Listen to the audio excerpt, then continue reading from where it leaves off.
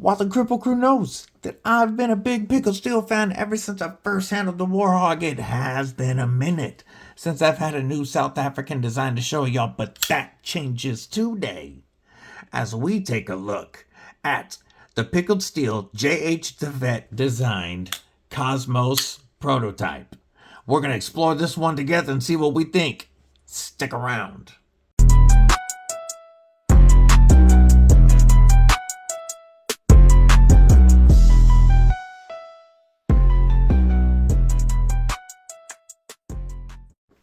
What it do, Kripple Krew? EDCwithDBD, Disable by Deadly. And we get to check out a Pickled Steel prototype today. Coming to us out of South Africa, courtesy of our boy Aldo, who sent these over to the States for review. You've probably seen my Pickled Steel Typhon prototype review. I will try to remember to link that below. But I've been really looking forward to checking this one out. I knew it was coming, and I've been excited for it. I'm going to get some stats out of the way first. What you're looking at is an 8-inch overall length with a 3.5-inch harpooned drop point 14C28 in blade and a 4.5-inch close length. We have G10 with inlaid shred carbon fiber. And we're going to talk about how well those inlays are done in a minute.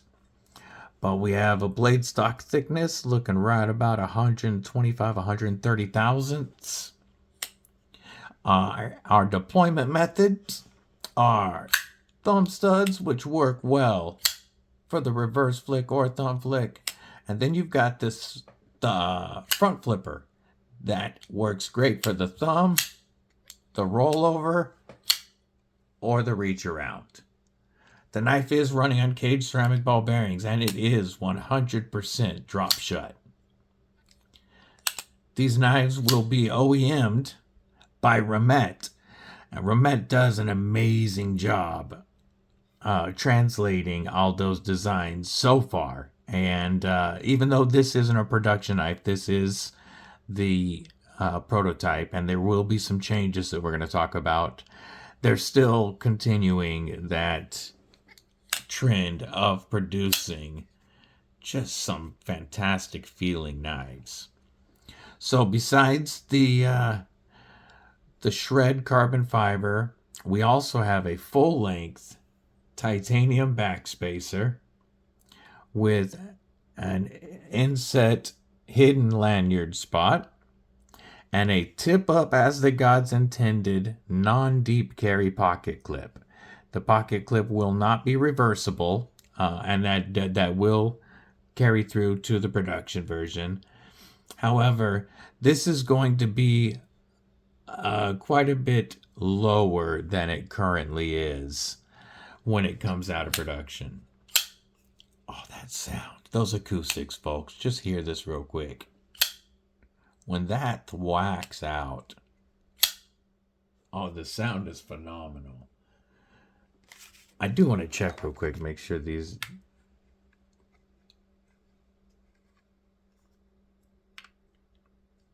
Okay, I'm thinking the backspacer's probably steel. I don't know if it's going to be steel or titanium when it goes to production. I do know that the name is going to be moved from the pocket clip to the backspacer, and I would prefer that. I don't like anything on my pocket clips. Action on this, as you can see, is just great. Lockup, this again is a prototype, but this is indicative of their usual work here. Lockup about 45-50%, and just phenomenal feel. These contoured scales feel very good in hand, especially with the full length backspacer. It just gives a very comfortable grip. And the only thing that I would say could be improved is having these edges chamfered all around, just because then it would melt into your hand. And the production version will have that change made. So my biggest, I mean, it's not even a gripe because these feel good, but my biggest concern or change is already something that they are taking care of. These inlays, really like how they've done it around the pivot collar and then also back here. And the transition is flawless. I cannot feel any seam at all. Also, the finish, and this will be the finish that is used on the production version, has that very fine texture G10 feel that makes it feel like a much more premium material. If you've heard me talk about the G10 on, like, say, North Mountain Blade, they also have that super premium feel to their G10, and that's what this feels like. I do feel like with the jimping and that poon action, this angle here, I really do feel locked in, even though there's not much texture on those scales. This little angle actually makes a really good feel locking in on the knife. And then we do have a usable choil for choking up here. When these edges are chamfered, it'll be easy to get that tip down in a pinch or utility grip. Our tip on this pooned drop point does come down to just above center line with our pivot, which gives you a good amount of belly while also making that tip useful and usable. This grip with the jimping that's right here does feel great, and that poon can really lock you in. In a beef jerky Avenger grip, I am capped off on the butt of this knife, and this feels so good. Like this is not going anywhere in my hand.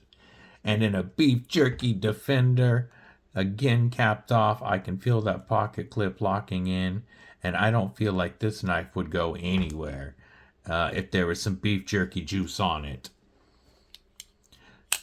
14C28N is a very, very well-rounded steel for EDC because it's going to be very corrosion resistant, very tough, and it'll hold its edge for a decent amount of time, plus be very easy to strop up at home.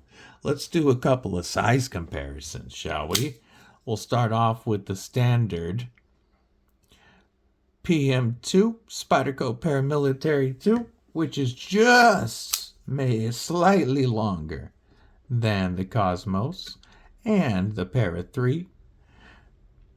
How about the Dimco 80-20.5 Sharkfoot Rendition in 3V, which is going to come in a fair amount shorter than our Cosmos. And here's one that's a very good size comparison, a knife that just entered the collection this weekend. This is the Chavez Blue Label Rendition 229, and it is almost the exact same length. Very similar height and on the blade and on the scales as well. And honestly, a very similar thickness and blade stock thickness. Now the difference is this is built to feel like a tank. This is built to feel like a dream, but it's built like a tank. This full-length backspacer really does add a lot of strength to this knife, and I think this would be a fantastic EDC companion. Nice pocket presence. Here it is compared to a PM2, or how about that Chavez we were just looking at? So if you like the size of the Chavez Rendition 229s, rendition, whatever you want to call them, I like, whenever I'm thinking it in my head, I make it sound fancy. It's the Rendition. But the Rendition 229, then you're looking at a very similar size with the Cosmos. all your hardware with pickled steel. No, I was wrong. I thought these would be T8s. Maybe, no. So we're T8 on the pivot, T6 on the rest of the hardware. Now, the two big questions. How much and when can you get it? I don't know and I don't know. This was originally planned to be around the $70 mark. And I would find that to be a great price for this. There's been a lot of upheaval in the market lately, especially because of tariffs. And I don't know if our boy Aldo is going to be able to send these to the States at that price and make any money. So these could end up being offered only in South Africa for a while. But I'm hoping that the tariff stuff works its way out and these make it to the U.S. at his intended cost. When? Again, I can't tell you. Plans have definitely... There's been a huge monkey wrench thrown into all those plans and schedule. And so I can't tell you when these are coming out. What I can tell you is that if they do and you get a chance to snag one at a fair price, I think this is an awesome knife. I really want one for myself. The action, like I have come to expect from all of Aldo's designs done by Ramet, is just great. And I can't get over those acoustics, folks. Oh, that sounds so good. I want to know what you guys think of this prototype down below, though. Do you want this to make it to US? Let Aldo know. He'll see this. Would you buy this if this was in the US at, say, $75 or less price? He needs to know. I hope everybody has a killer day, night, morning, whatever it is, wherever you are. Stay safe. Stay frosty. Most importantly, folks, stay deadly.